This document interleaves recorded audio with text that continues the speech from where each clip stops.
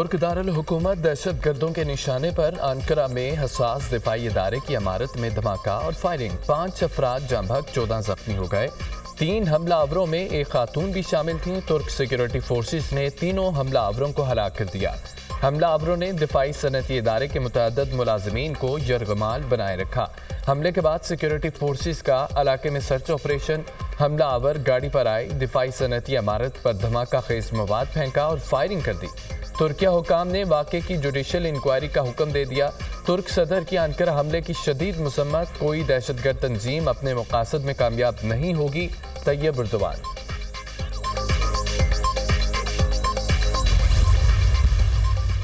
सदर ममलिकत और वज़ीर आज़म का अंकारा में दहशतगर्द हमले पर गहरे दुख का इजहार। तुर्किया के सदर रजब तैयब एर्दोगान और तुर्किया के अवाम से ताज़ियत का इजहार। दहशतगर्दी एक आलमी चैलेंज है। पाकिस्तान ने भी दहशतगर्दी के अफरियत का सामना किया। पाकिस्तान ऐसी वहशाना कार्रवाइयों के दर्द और तकलीफ को समझता है। दहशतगर्द अमन और इंसानियत के दुश्मन हैं। सदर ममलिकत का दहशतगर्दी की लानत के खात्मे और तमाम अक़वाम के महफूज मुस्तक़बिल के लिए आलमी बरादरी की जानिब से मुश्तरका कोशिशों की ज़रूरत पर जोर। दफ्तर ख़ारजा की अंकारा हमले की मज़म्मत। मुतासरा ख़ानदानों के साथ दिली हमदर्दी का इजहार।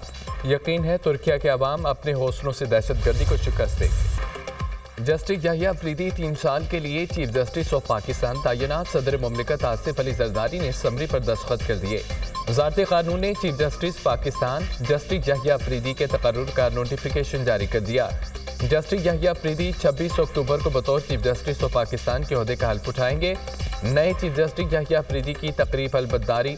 ऐवान सदर का सुप्रीम कोर्ट से राब्ता। जस्टिस याहिया अफरीदी की तकरीब हलबद्दारी के लिए मेहमानों की फहरिस्त मांग ली।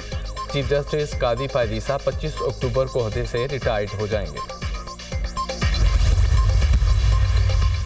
चीफ जस्टिस कादी फायद ईसा और नए तैनात चीफ जस्टिस याहिया अफरीदी की मुलाकात। चीफ जस्टिस कादी फायद ईसा ने जस्टिस याहिया अफरीदी को मुबारकबाद पेश की।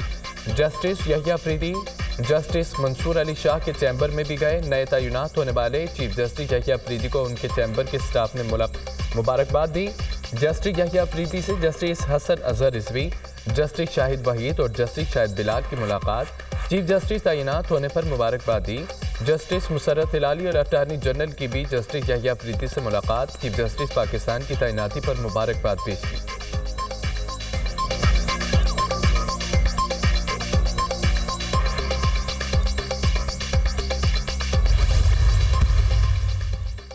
जस्टिस याहिया अफरीदी की बतौर चीफ जस्टिस तैनाती को पाकिस्तान की मुख्तलिफ बार काउंसिल्स ने खुशाइंद करार दे दिया।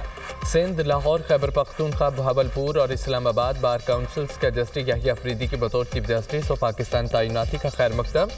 जस्टिस याहिया अफरीदी को चीफ जस्टिस तैनाती पर मुबारकबाद। भरपूर ताउन का यकीन दिलाया। जस्टिस याहिया अफरीदी गैर मुतनाज़ा शख्सियत और ईमानदार है। उनकी तैनाती से किसी को कोई इशू नहीं होगा। सनबून का इजहार ख्याल।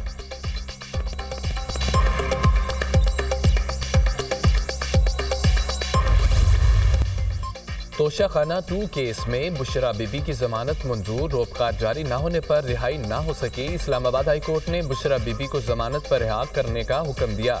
जस्टिस मियां गुल हसन औरंगजेब ने बुशरा बीबी की रिहाई के अहकाम जारी किए। अदालत ने 10-10 लाख रुपए के 2 जमानती मुचलके जमा कराने का हुक्म दिया। क्या आपको बुशरा बीबी से तफ्तीश की जरूरत पड़ी? जस्टिस मियां गुल हसन औरंगजेब का तफ्तीशी ऑफिसर से इस्तफसार। नहीं, मुझे जरूरत नहीं पड़ी। FIA के तफ्तीशी ऑफिसर का जवाब। जस्टिस मियां गुल हसन ने रिमार्क दिए, बुशरा बीबी ने तहाइफ जमा नहीं कराए तो बानी PTI को मुलजिम क्यों बनाया गया? FIA प्रोसिक्यूटर ने जवाब दिया, क्योंकि पब्लिक ऑफिस होल्डर्स बानी PTI थे। ये तो चीफ जस्टिस कादी फायद ईसा की तरह का केस है। इस केस में भी शोहर को बीबी का जिम्मेदार ठहराया गया था। तोशाखाना के तोहफे की कीमत का दुरुस्त तखमीना ऑक्शन के जरिए ही लगाया जा सकता है। जस्टिस मियां गुल हसन के रिमार्क।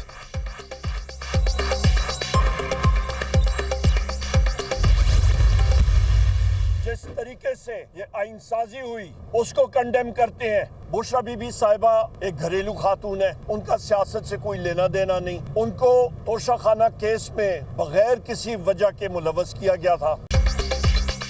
जिस जज ने बुशरा बीबी की रोककार जारी करनी थी वो गायब हो गया। बुशरा बीबी को तोशाखाना केस में बगैर किसी वजह के मुलव्वस किया गया। तोशाखाना से नवाज शरीफ जरदारी ने गाड़ियां हसन की।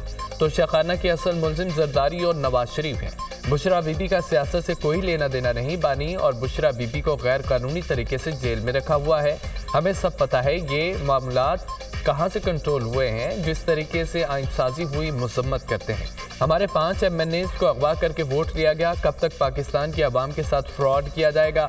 मखसूस नशिस्तें तहरीक इंसाफ का हक है। आइन और कानून की बालादस्ती के लिए जंग जारी रहेगी। अपोजिशन लीडर उमर अयूब की अडयाला जेल के बाहर मीडिया से गुफ्तगू।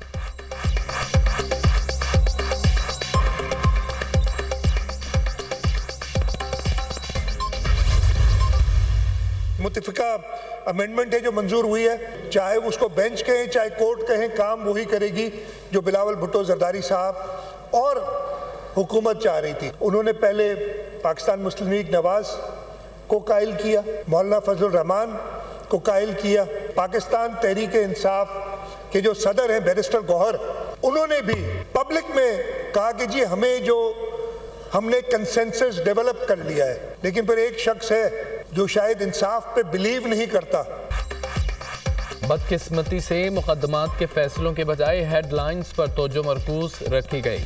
जिन सियासी मुकदमात में हेडलाइंस बनती हैं, अदलिया उन केसों पर ज्यादा वक्त लगाती है। इंसाफ की जल्द फराहमी के लिए आईनी तरमीम नागुज़ीर थी।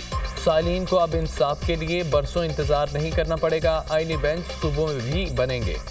ऐसे बेंच कहें या कोर्ट कहें, काम वही होगा जो हुकूमत चाह रही थी। बानी PTI के अलावा कोई इख्तलाफ नहीं कर रहा। बानी PTI शायद इंसाफ पर यकीन नहीं रखते। वज़ीर आला मुराद अली शाह का सिंध असम्बली में इज़हार ख्याल। बदकिस्मती से अदलिया की जानिब से जमहूरियत पर शबखून मारा गया। आमरों के कानून को तहफ़्फ़ुज़ दिया गया। डैम बनाना हुकूमत का काम था या अदलिया का। PTI के लीडर को गुनाहों की सज़ा भुगतना पड़ेगी। बानी PTI को NRO नहीं मिलेगा। शर्जील इनाम मेमन का सिंध असम्बली में खिताब।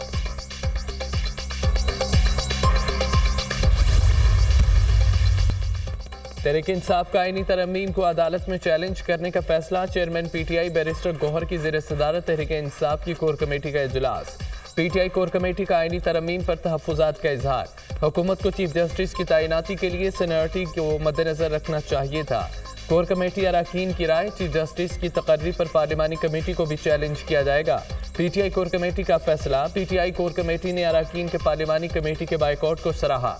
आईनी तरमीम के खिलाफ एहतजाज करेंगे। आईनी बेंच के हवाले से अभी फैसला करना है। Chairman PTI barrister Gauhar.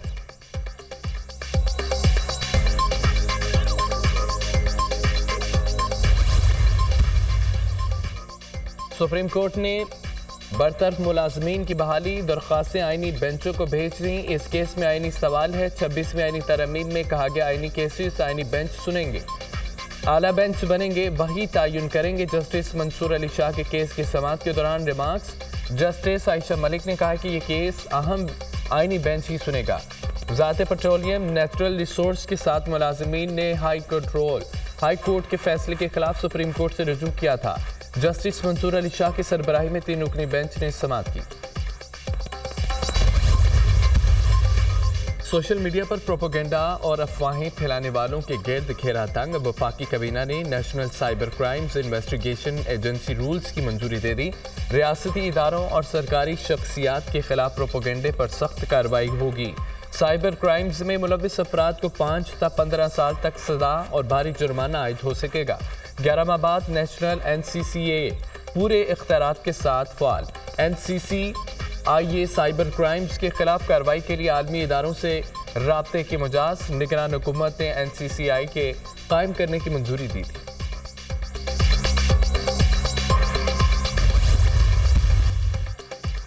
MKM रुकने असम्बली राना इंसार का बेटा कराची क्लिफ्टन में कार हादसे में जान बहक। शाहजेब नकवी की उम्र 23 साल और राना इंसार के सबसे छोटे बेटे थे। शाहजेब नकवी की नमाज जनाजा अस्करी 4 गुलिस्तान जौहर की मुकामी मस्जिद में अदा। मुकामी कब्रिस्तान में तदफीन कर दी गई। नमाज जनाजा में MKM की मरकजी क़यादत, रहनुमाओं और कारकुनों की कसीर तादाद में शिरकत। खालिद मकबूल सिद्दीकी, अनीस कायम खानी, अमीनुल हक, पीपल्स पार्टी रहनुमा सईद गनी भी शरीक हुए। कार हादसे की CCTV फुटेज भी सामने आ गई। राना इंसार के शोहर इंसार नकवी जहाज हादसे में जाँ बहक हुए थे। सदर और वज़ीर आज़म का राना इंसार। शमाली कोरिया के 3000 फौजियों को बहरी जहाज से मशरक़ी रूस पहुँचाया गया। कोरियन फौजी रूस में मुतअद्दिद मकामात पर फौजी तरबियत हासिल कर रहे हैं। अमरीकी कौमी सलामती के तर्जमान जॉन कर्बी ने कहा है कि तरबियत के बाद ये फौजी यूक्रेन के खिलाफ लड़ाई में शामिल हो सकते हैं। अमेरिका ने यूक्रेन को सूरत हाल से आगाह कर दिया है। रद्द अमल पर इत्तेहादियों से मुशावरत भी कर रहे हैं। रूस की मदद करने वालों पर जल्द पाबंदियों का ऐलान किया जाएगा। अमरीकी कौमी सलामती के तर्जमान जॉन कर्बी की वाशिंगटन में प्रेस कॉन्फ्रेंस।